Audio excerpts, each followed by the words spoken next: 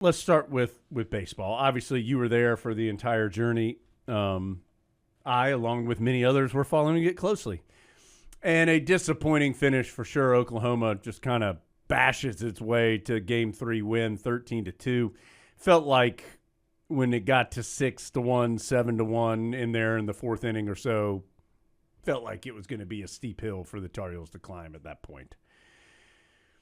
And sometimes you see this when it kind of felt like Carolina ran out of pitching. And Adam, I think to me, two things, one overriding thing and then two more specific things.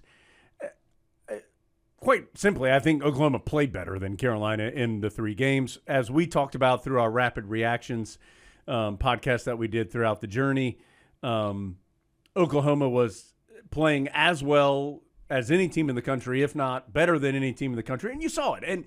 And they earned this title. I mean, they beat, in my mind, 3 of the 4 teams that were the best teams for the course of the season, being Georgia Tech, Georgia, and Carolina. The other one of those teams being UCLA, which lost earlier in the tournament. From beginning to end, it felt like those were the 4 teams that were the best in total. But Oklahoma caught its stride at the end of the year, defeated, as I said, 3 of those 4 teams. This was not a cheap win by Oklahoma. They earned this and played great.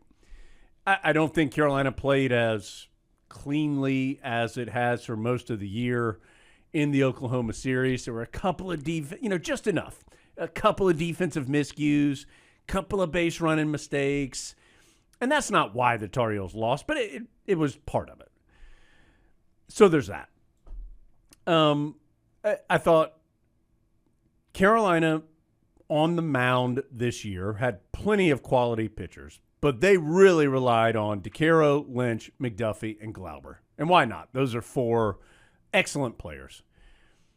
I think it's fair to say that in this championship series, neither DeCaro nor McDuffie played very well up to their standard. They didn't pitch as well as they have most of the year. Some of that was Oklahoma. Some of that was they probably just didn't pitch as well as they wanted to. And Ryan Lynch got hurt. And so then you're down to Glauber, who was lights out in Game 2. Carolina tried to squeeze an inning out of him in Game 3 just to get out of a jam, and it just didn't happen. So when you had 3 of those 4 main arms either not pitch particularly well or, unfortunately, with Lynch get hurt, that's tough. And then, as was something that I think you and I talked about a couple of times this year, that back half of Carolina's order had some moments, and it had some big moments throughout the tournament. Carter French had some big games. Colin Heineck had some huge hits, had that big home run against East Carolina in the regional round, for example. There were guys who had key at-bats and key hits and key positive things in the bottom half of that order. But the bottom half of that order just did not have a great championship series. French had Game 2 where he walked 4 times, but other than that, you just didn't get a lot from spots 6 through 9. And so those are a few of the more specific things that led to this. It stinks when you're out there that long, you win as much as Carolina won, and you don't ultimately get it done. Just a heartbreaker. An outstanding season, a team that I think you and I both really enjoy, feel like they do it the right way, have the right kind of guys, and unfortunately it just didn't happen. We've said it a lot that in baseball, the best team all season almost never wins. Yeah, it just doesn't happen very often. It's the team that's hottest at the end. And Oklahoma was about as hot as anybody's ever been at the end. Yeah. 1 through 9 in the order. It wasn't just one guy who got hot and carried them. Every ball they hit was a line drive. Yes. Down to number 9 in the order, who came to Omaha, Kyle Branch batting 206 or something, and you couldn't get him out.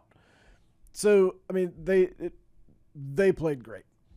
It felt like there were 2 things that sort of changed the championship series. One that you mentioned, Lynch's injury. Yes, Glauber came in and slammed the door on Game 2, which was awesome. But ideally, Lynch wasn't as sharp as he's ever been, but he was pitching well enough to give you a couple more innings. Yes. which would have changed the dynamic on the mound.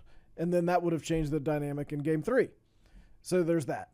And then in terms of like one play that it felt like changed things, the play in second inning, I think, where Tar Heels got thrown out at third base before Eric Paulson crossed the plate, which at that time it was 2-0 Oklahoma.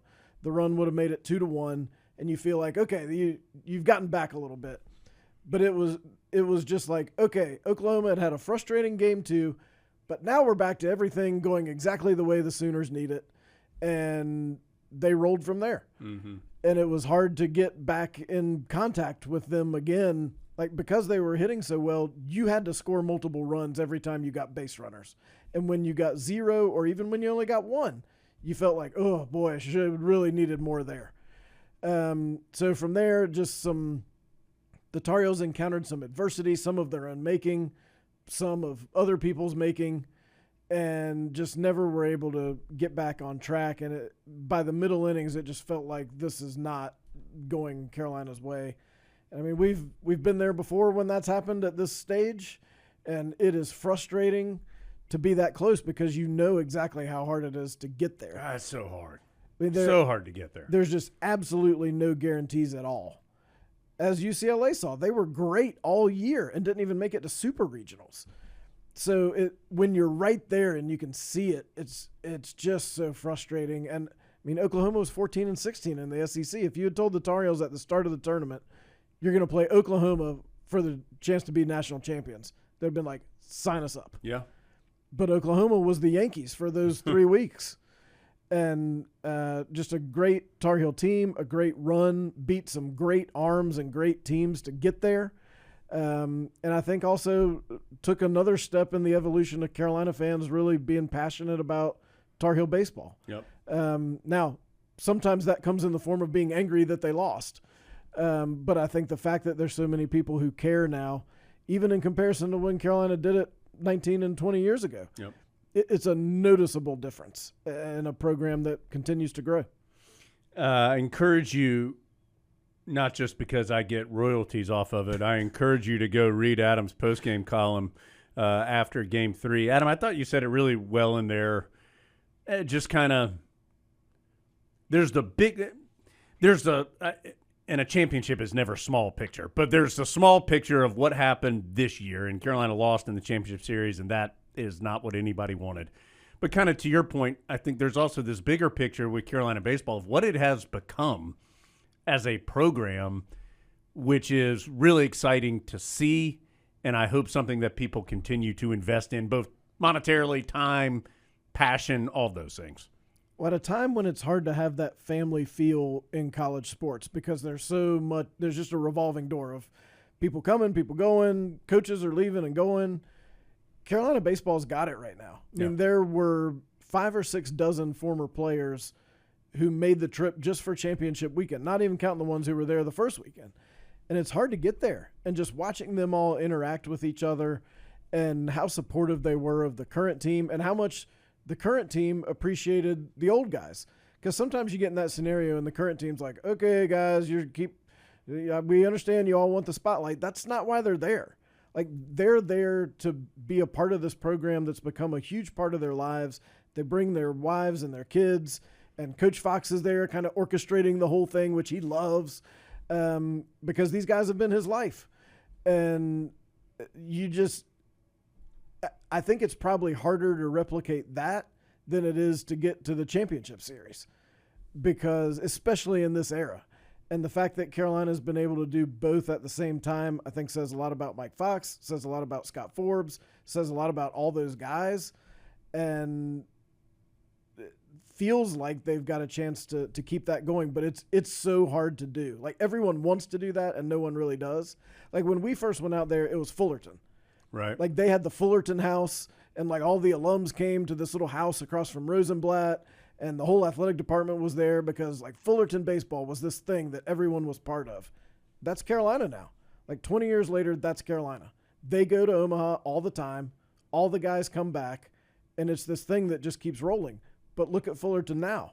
Like, it's hard to keep going. And so that's the task that Scott Forbes has and has done a great job with over these last few years. Adam, you were obviously boots on the ground there in Omaha. Anything else from your long journey to Omaha? I mean, in all seriousness, I mean, Adam and everybody, it's a long trip. I mean, it's almost 2 weeks that you're out there, which maybe that doesn't sound like a long time, but think how stressful it was just waiting for the games to be played if you're just watching them on TV. It's this kind of constant stress and constant trying to fill time and constant it's a long journey. And so anything else from Omaha that we need to know, Adam? We recently got a care package from the Drover. Drover's still undefeated. Oh, my gosh. Tammy just running things and putting up with endless requests from Carolina to move tables around. And I mean, that has become the Carolina place in Omaha. We were talking to him somewhere. There's no finer, Adam. No finer place for it to be your spot. Oh, no. And we were talking to him on the last day, and they said, it used to be like LSU was in here a lot, and they were like, now, like, we always love it when Carolina comes because the Carolina people all come and they make this their home, and they take such good care of everybody. And then just the incredible increase in interest. Like, we both remember in 2006 and 2007, like Clint Gwaltney and Brian Burstick are sitting in the lobby of the hotel with a fistful of tickets. Yeah. Just trying to find some Carolina fans anywhere. And this year, the demand for that championship series was compared to the 2022 Final Four, wow, which was like one of the toughest tickets in Carolina athletics history. And that's for something that you found out about like 2 days before the first game, and then they moved the game time up. And there was still this incredible demand to get to this hard-to-go place. So I think that says a lot about what Carolina baseball has become and where it's going. And I also think everybody has heard and realized it's a great trip. And if you've never been, you need to do it. You should do it at least one time. Just to see it. Because in 5 or 10 years, it'll be too big. Like, go now. Because the NCAA will get its grimy little fingers on it. But go now and see it. And I think people get good reports from people who go and come back and say, you got to do this, just like we're doing now. So it's become one of those Carolina athletics must-do things. And fortunately, the baseball program keeps going and giving everybody the opportunity. Adam, just a quick peek ahead. And we don't know, transfer portal is always out there. Don't know about a lot of guys and their decision as far as go pro or don't go pro. Certainly, Caden Glauber is going to be somebody that is going to draw some interest should he choose to draw that interest. But also he's, from Fort Mill, South Carolina, right there across the border in Charlotte, and a Carolina guy, and I think proved that he can achieve a lot of things at Carolina. But I think that's probably priority number one if you're looking at one individual player. The Tar Heels, don't know what Ryan Lynch is going to do. I think that's a big question. There'll be a lot of that top of that order that has to be replaced in one form or another. So there will be some pieces back, and there will be some pieces to build off of, but there will be some things that Scott Forbes and his staff need to move forward on as well. Yeah, and you're losing some 3-year guys who were just integral to what you've done. Jason DeCaro, Gavin Gallagher. I was looking at it the other day. I think the 3 years before they got here, Carolina won 108 games. And the 3 years they were here, I think it was 148 wins. Wow. So that's a lot that's probably not kind of the back. Centerpieces of Scott Forbes kind of becoming the head guy. Right. Like you got through the transition period and they were like the guy. They're like his guys that led you to his career kind of really taking a step forward. Yeah. And also really good players. Yeah. Yes, obviously. And so you're going to have to find that. Now, I do think like part of this run was Carolina as a whole making a bigger commitment to baseball and making sure that Scott Forbes is going to be that head coach going forward. And so we'll have to see how those resources are used. But, I mean, the reality of the college baseball calendar is the national championship game was Monday. The team came back on Tuesday. And Coach Forbes said he had a portal visit on Wednesday morning at 8 a.m.